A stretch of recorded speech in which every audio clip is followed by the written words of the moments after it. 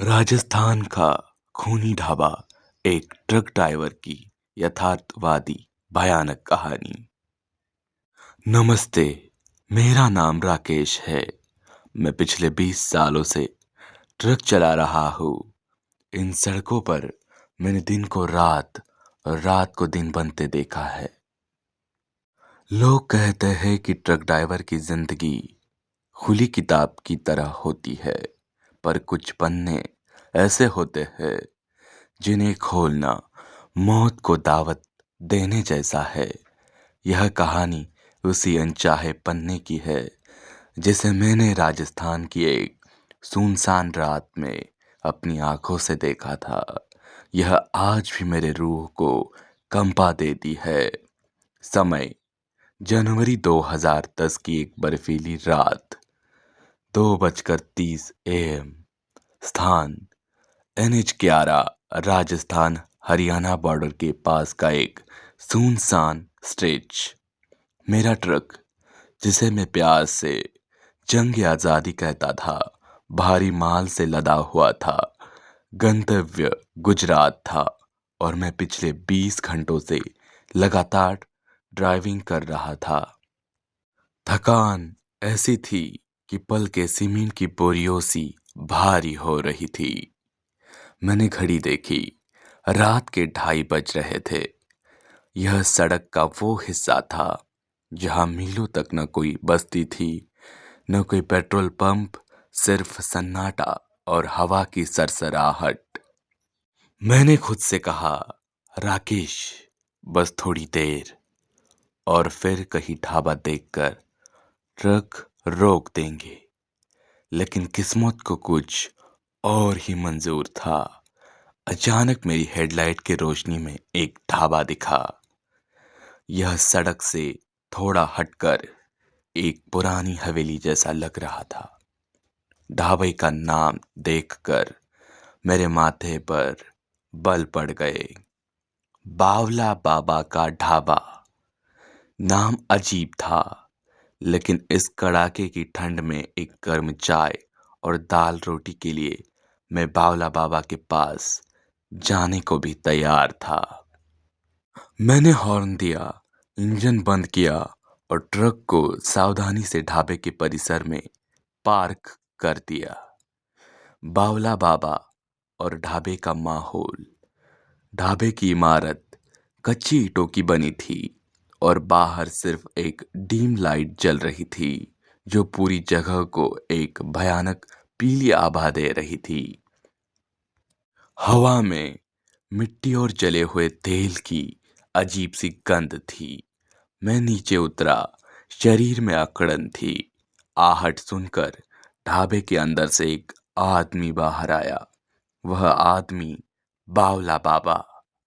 उसकी उम्र शायद 60 के पार थी, पर आंखें ऐसी थी जैसे 16 साल के जवान की हो। चमकदार पर अजीब सी खाली। उसने धोती और कुर्ता पहना हुआ था और उसके गले में रुद्राक्ष की बड़ी माला थी। उसके चेहरे पर एक अजीब सी थकी हुई मुस्कान थी। राकेश, थकान भरी आवाज में, नमस्कार बाबा, खाना मिलेगा और एक कड़क चाय। बावला बाबा धीमे पर तेज आवाज में, स्वागत है बेटा, आओ। हमारे ढाबे में रात बिरात सबका पेट भरता है। हम पूछते नहीं कि तुम कौन हो, कहाँ से आए हो। बस एक बार आ गए तो हमारा आतिथ्य स्वीकार करना ही पड़ता है। उसकी बात का लहजा मुझे थोड़ा अटपटा लगा, पर मैंने नजरअंदाज किया। मैं अंदर गया। ढाबा अंदर से भी उतना ही अजीब था। दीवारें काली पड़ चुकी थी। कोने में एक पुराना रेडियो बज रहा था जिसमें सिर्फ खर खर की आवाज आ रही थी। एक टेबल पर तेल का दिया टिमटिमा रहा था। ढाबे में सिर्फ एक एक बूढ़ा आदमी बैठा था, शायद कोई हेल्पर। वह एक लकड़ी के स्टूल पर दीवार की तरफ मुंह करके बैठा था और कुछ गुनगुना रहा था। मैंने ध्यान नहीं दिया। राकेश, बाबा, कोई और ट्रक ड्राइवर नहीं है क्या? बावला बाबा हंसते हुए, नहीं बेटा, इस रास्ते पर देर रात को कोई नहीं रुकता, सब सीधे निकल जाते हैं। तुम्हें नींद आ रही होगी, आराम में खा लो। बाबा ने मुझे एक प्लेट में गर्मा गर्म खाना परोसा। दाल रोटी और आलू की सूखी सब्जी। खाना स्वादिष्ट था, मेरी उम्मीद से कहीं ज्यादा। जैसे ही मैंने रोटी का पहला निवाला तोड़ा, बावला बाबा मेरे ठीक सामने बैठ गए। बावला बाबा, तुम्हारा नाम क्या है बेटा? राकेश। बावला बाबा सिर हिलाकर, अच्छा नाम है। सुनो राकेश, तुम बहुत सीधे और सच्चे इंसान लगते हो। मेरी एक बात याद रखना, तुम चाहे कुछ भी देखो, कुछ भी सुनो, अंधेरे में खिड़कियों से या अपनी परछाई में सवाल मत करना। मुझे गुस्सा आया, यह कैसा ढाबा है? राकेश, बाबा, आप यह कैसी बात कर रहे हैं? बावला बाबा आंखों में घूरते हुए, बस याद रखना, जल्दी खाओ और जल्दी निकलो। सुबह होने से पहले इस जगह को पीछे छोड़ देना। तभी ढाबे के उस कोने से, जहां वह हेल्पर बैठा था, गुनगुनाने की आवाज तेज हो गई। वह गा नहीं रहा था, बल्कि रोने और गाने के बीच की कोई अजीब आवाज थी। मैंने मुड़कर देखा, हेल्पर अभी भी दीवार की तरफ मुंह करके बैठा था। राकेश, बाबा, यह आदमी कौन है? क्या कर रहा है? बावला बाबा तपाक से, वह काम कर रहा है, भूखा है, तुम जाओ अपना काम करो। मैंने फिर से खाना शुरू किया, पर अब मेरी भूख मर चुकी थी। मेरा मन बार बार उस हेल्पर की तरफ जा रहा था। उसका शरीर एकदम शांत था, सिर्फ उसकी आवाज आ रही थी, मानो शरीर के अंदर से कोई और बोल रहा हो। मैंने हिम्मत करके पूछा, राकेश, बाबा, इसका चेहरा क्यों नहीं दिख रहा है? बावला बाबा ने खाने की थाली जोर से मेरे सामने जमीन पर पटक दी। बावला बाबा, कहा ना, सवाल मत करो, यह जगह तुम्हारी नहीं है, यहां मेरे नियम चलते हैं। उसकी आंखें अब चमक नहीं रही थी, बल्कि उनमें आग थी। मेरे दिल की धड़कन बढ़ गई।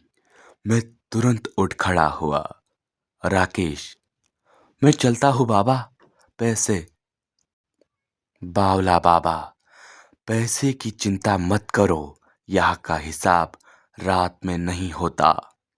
मैं बिना एक पल रुके ढाबे से बाहर भागा। बाहर कड़ाके की ठंड थी, पर मेरे माथे पर पसीना था। मैंने तेजी से अपने ट्रक के कैबिन में कूदा। राकेश, मन ही मन, यह कौन सी जगह है? क्या हुआ था यहाँ? मैंने जल्दी से चाबी घुमाई। इंजन ने पहली बार ही धोखा दे दिया। खर खर की आवाज आई, पर इंजन स्टार्ट नहीं हुआ। मैं चाबी घुमाता रहा, खर खर। अब मेरा ध्यान खिड़की पर गया। ढाबे की डीम लाइट में मुझे अपने ट्रक के पीछे कुछ दिखा। ढाबे के आंगन में मिट्टी पर किसी के नंगे पैरों के निशान थे। वे मेरे ट्रक के टायर तक आए थे और फिर गायब हो चुके थे। तभी मेरे कैबिन के पीछे, जहां सोने की जगह होती है, वहां से एक ठंडी सड़ी हुई गंध आई, जैसे कोई बहुत पुरानी लाश हो। मैंने डर के मारे पीछे मुड़कर नहीं देखा। मेरे हाथ चाबी पर फंसे हुए थे और फिर मैंने वह आवाज सुनी। मेरे कैबिन की पिछली खिड़की पर किसी ने हल्की सी दस्तक दी। यह किसी इंसान की दस्तक नहीं थी। यह सूखी लकड़ी पर मार पड़ने जैसी आवाज थी। मेरा पूरा शरीर अकड़ गया। मैं हिल नहीं सकता था। मैंने धीरे से साइड मिरर की ओर देखा। ढाबे की लाइट की रोशनी में मिरर के पास नहीं था, इसलिए पीछे का हिस्सा लगभग अंधेरे में था। लेकिन उस अंधेरे में मुझे दो चीजें दिखी। एक लंबी पतली उंगली जो शीशे पर हल्के से खरोच रही थी। उसकी त्वचा काली पड़ चुकी थी। उस उंगली के पीछे उस हेल्पर की रोने की आवाज, वह अब मेरे ट्रक के अजीब एकदम करीब थी। उस आवाज में अब रोना कम और फुसफुसाहट ज्यादा थी। आवाज धीमी डरावनी फुसफुसाहट। डर के मारे मेरी सांस अटक गई। मैंने आंख बंद कर ली और पूरी ताकत से चाबी घुमाई। इस बार इंजन भयानक शोर के साथ स्टार्ट हो गया। इंजन स्टार्ट होते ही मैंने बिना सोचे समझे क्लच छोड़ा और ट्रक को तेजी से पीछे की ओर लिया। टायर तेजी से पिट्टी पर घूमकर जोरदार आवाज करने लगा। मैंने रिवर्स में ही ढाबे की बाउंड्री से ट्रक बाहर निकाला और तेजी से हाईवे पर चढ़ा दिया। पीछे देखने की हिम्मत नहीं थी, पर साइड मिरर में मैंने बावला ढाबा को देखा।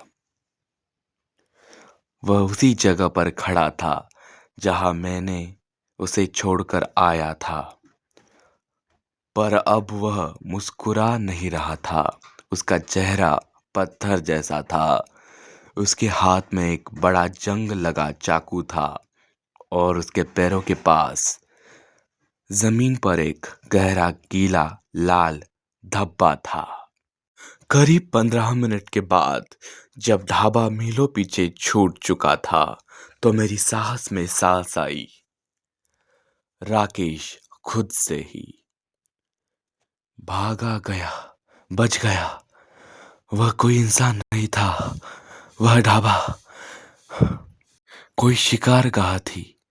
मैंने अपने शरीर को आराम देने के लिए सीट को पीछे किया और फिर से सड़क पर ध्यान केंद्रित किया।